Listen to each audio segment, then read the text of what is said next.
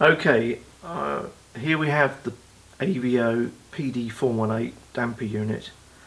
As I said before, there is an alternative for 2.5 inch internal diameter springs, but we're going to use the 418, which is for 2.25 ID springs. I've measured the free length of this spring and it's 10.5 inches, and I'm told that the spring rate is 170 foot-pounds. Now I'm going to reuse the bolts and fasteners that I used originally, although it did come with new ones. One thing I would say is that some people regularly ask whether they should use stainless steel fasteners in rebuilding suspension. Well, the answer is you have to be very careful, and obviously stainless steel is good in terms of anti-corrosion properties, but its strength properties are completely different from the steel that's normally used in, say, grade 8 or grade 10 bolts such as these. So by all means use stainless steel for the nylocks and for the washers, but definitely not for the bolts themselves. They will fail because stainless steel is much more brittle and will break under load. Okay, on the damper unit you can see we have an adjustment for the rate, and the rate is essentially there's two parts. There's the bump, which is the compression part of the stroke, and the rebound, which is when the damper reverts back to the length dictated by the spring. These dampers, I think, are fitted with polyurethane bushes, which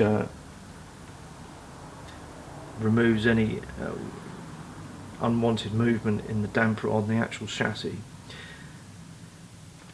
This item here is called a collet and locates the top of the spring. This is the spring platform, which is adjustable, and I happen to have a reasonably good C-spanner which can be used to adjust the position of the lower spring platform, which in turn will set the ride height. Now I've already measured the ride height before I took the original damper units off, and using a datum of a flat floor to the chassis mounting plates, the bottom face of the chassis mounting plates, I've measured 175 millimeters at all four corners. So that's the ride height that I intend to set the car back at. I know that this garage has a flat form because I've measured it with a spirit level, and I've used it to measure the corner weights also. Okay, so the next step is to fit the spring. We don't as yet know where the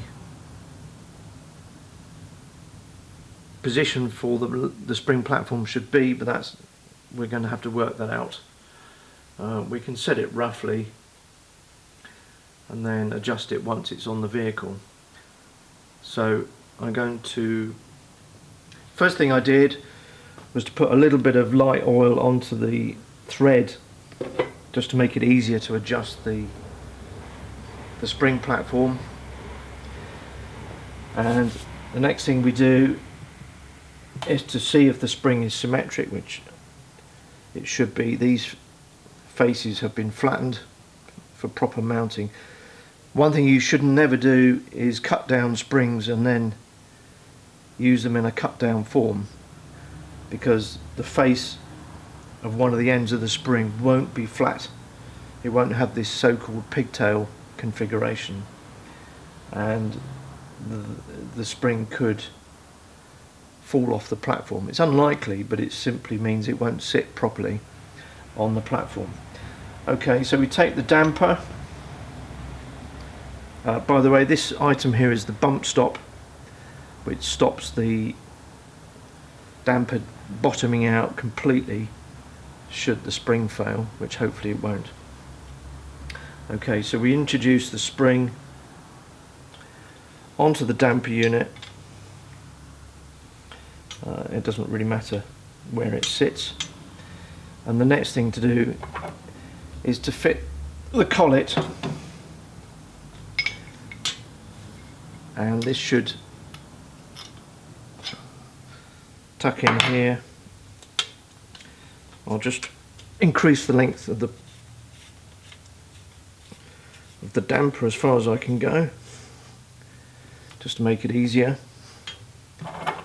And then the collet should, with a bit of luck, if I move the bump stop down, you can always use the bump stop as a means of indicating how far the damper has been used in its full movement. Okay, as a telltale. Okay, so we've got the collet on now. It doesn't really matter where you have that, although you might move it so that the entry point is lowest, so that it doesn't collect water. Okay, so I'm going to have this facing outwards. The thing to consider is it easier to adjust the rebound rate adjustment with the knob facing inwards, inboard or outboard.